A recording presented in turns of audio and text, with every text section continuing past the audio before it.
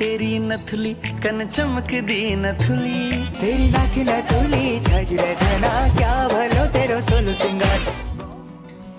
गढ़वाल के सभी गीत हमें ये बताते हैं कि गढ़वाल में नथ या कहें नथुली का कितना महत्व है। वो ऐसे कि गढ़वाल की शादी बिना नथ के अधूरी है। गढ़वाल की संस्कृति तो ये भी कहती है कि बिना नथुली के गढ़वाल में दुल्हन का श्रृंगार भी अधूरा है। लेकिन सवाल ये है कि आखिर कैसे ये नथुली गढ़वाली शादी की पहचान बन गई और आखिर कैसे 18वीं शताब्दी में गढ़वाल के चलन में आई ये नथुली आज भी अपनी एक खास जगह बनाए हुए है। सभी सवालों का जवाब जानेंगे, लेकिन उससे पहले अभिवादन स्वीकार करिए निशा रावत का।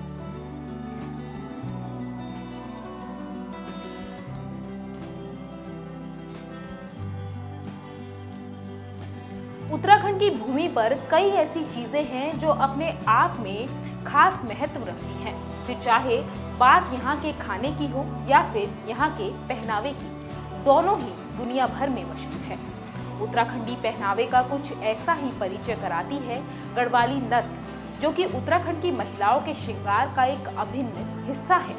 आकार में सामान्य नथों से बड़ी होने वाली इस नथ को महिलाएं शुभ अवसर पर पहना करती हैं। उत्तराखंडी महिलाएं जब इस सुंदर नथ को पहनती हैं तो इन महिलाओं की खूबसूरती और भी ज्यादा निखर जाती है। एक खास और बेहद दिलचस्प बात यह है कि गढ़वाल में पहनी जाने वाली इस नथ का वजन जो होता है वो परिवार पर निर्भर करता है। अब आप सोच रहे होंगे वो कैसे?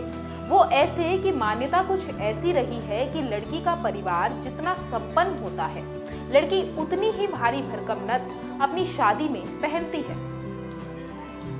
ऐसे तो गढ़वाल की नथ को लेकर कई परंपराएं हैं, लेकिन इन परंपराओं को जानने से पहले हमें जरूरत है इसके इतिहास को जानने की।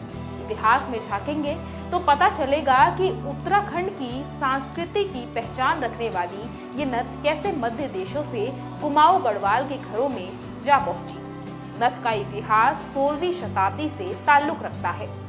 दरअसल अगर आप भारत में 16वीं शताब्दी की या फिर उससे पहले की बात करेंगे तो आपको कहीं पर भी इस बात का जिक्र नहीं मिलेगा कि भारत में किसी भी तरीके का आभूषण जो है नाक में पहना जाता होगा। इतिहासकारों के मुताबिक सिंधु घाटी सभ्यता से लेकर पूर्व मध्यकाल तक भारत में नाक में पहनने वाले किसी भी आभूषण के साक्ष्य मौजूद नहीं हैं। हालांकि नाक में पहनने वाली नथ का पहला जिक्र रीतिकाल के साहित्य में मिलता है। रीतिकाल 17वीं 18वीं शताब्दी का काल है। बिहारी, केशव, देव और धनानंद तीनों के यहाँ नाक के आभूषण का जिक्र मिलता है। रीतिबद्ध और रीति मुक्त दोनों ही साहित्य के यहाँ नथ का वर्णन ये दर्शाता है कि इस समय तक नथ का प्रयोग आम जन के बीच भी होने लगा था। ईसाइयों की धार्मिक पुस्तक जेनेसिस में लिखा है कि अब्राहम के बेटे इसहाक ने अपनी होने वाली पत्नी रूबिका को नथ तोहफे में दी थी और इसी लिखित तथ्य के कारण ये कहा गया है कि नथ का प्रचलन मध्य पूर्व के देश या इजराइल जैसे देशों से हुआ होगा, क्योंकि वहां पर ईसाइयों की संख्या जो है काफी ज्यादा थी। हालांकि भारत में नथ का प्रचलन मुगलों के साथ 16वीं शताब्दी में शुरू हुआ था। इसके बाद सवाल ये आता है कि गढ़वाल और कुमाऊं में कब और कैसे नथ का प्रवेश हुआ।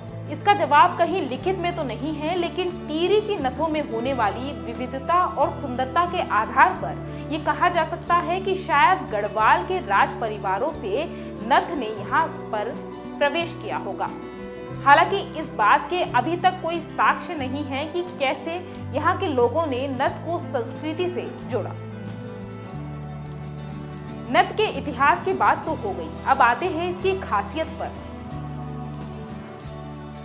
उत्तराखंड के गढ़वाल और कुमाऊं क्षेत्र की महिलाओं द्वारा पहने जाने वाली आभूषणों में से एक ये नथ कीमती माणिक और मोतियों से सजाई जाती है।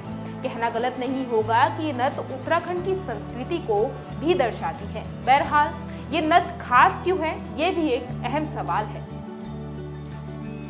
और इस सवाल का जवाब ये है कि गढ़वाल की इस सांस्कृतिक धरोहर यानी नथ को जटिल पत्थर के काम और कुंदन के उपयोग की वजह से काफी पसंद किया जाता है। ये विशाल आकार की सोने की सुंदर रूप कणों से बनी होती है, जिसमें पुष्प या उत्सव वाले मोर के डिजाइन उकेरे जाते हैं और शायद ये नथ अपने आप में इसलिए खास है। अब बात कर लेते हैं इस नथ को लेकर चली आ रही परंपरा की। मान्यता कुछ ऐसी है कि शादी में दुल्हन का मामा शादी के दिन दुल्हन को नथ तोहफे के रूप में देता है और दुल्हन गणेश पूजा के समय इसे पहनती है। कहते हैं कि नथ पहनने के बाद ही दुल्हन फेरों के लिए मंडप में बैठती है और 7 फेरे लेती है। हालांकि ये बात भी कही जाती रही है कि गढ़वाली शादी की रस्में सोनों के गहने के बिना अधूरी है, लेकिन रस्मों में नथ का होना काफी महत्व रखता है। जानना यह भी जरूरी है कि जिस तरह से उत्तराखंड प्रदेश 2 भाग गढ़वाल और कुमाऊं में बटा हुआ है, ठीक उसी तरह से उत्तराखंडी नथ भी 2 प्रकार की होती है, जिसमें एक होती है कुमाऊनी नथ, जिसे गढ़वाल और कुमाऊं मंडल की दोनों ही औरतें पहना करती हैं, और दूसरी होती है टिहरी नथ, जो अपने आप में खास होती है। दिलचस्प बात यह है कि टिहरी की ये नथ उत्तराखंड में सबसे ज्यादा मशहूर है। ऐसा माना जाता है कि इस नथ का इतिहास तब से है जब से टिहरी में राजा रजवाड़ों का राज्य था और राजाओं की रानियां सोने की नथ पहनती थी और इसलिए टिहरी की नथ एक खास पहचान रखती है। टिहरी की नथ जो है पहाड़ों का सबसे आकर्षण और सबसे महत्वपूर्ण गहना है। गांव के साथ साथ शहरों में भी इस नथ का चलन है। टिहरी की यह नथ सोने से बनी होती है, जिसमें मोती सजे होते हैं। अन्य नथों की तुलना में टिहरी की नथ बड़ी और मोटी होती है, जबकि कुमाऊनी नथ सरल है और इसे पत्थरों के टुकड़े से सजाया जाता है। लेकिन अब समय के साथ टिहरी और कुमाऊं की नथों का जो प्रचलन है बदल रहा है। आज से तकरीबन 2 दशक पहले गढ़वाल की नथ का वजन 3, 4 से 5 तोले भी हुआ करता था, लेकिन अब ये घटने लगा है।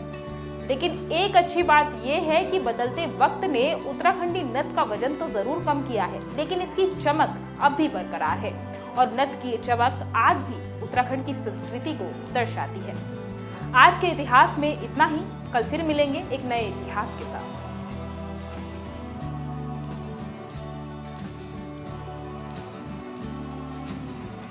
आज ही डाउनलोड करें देवभूमि इनसाइडर ऐप।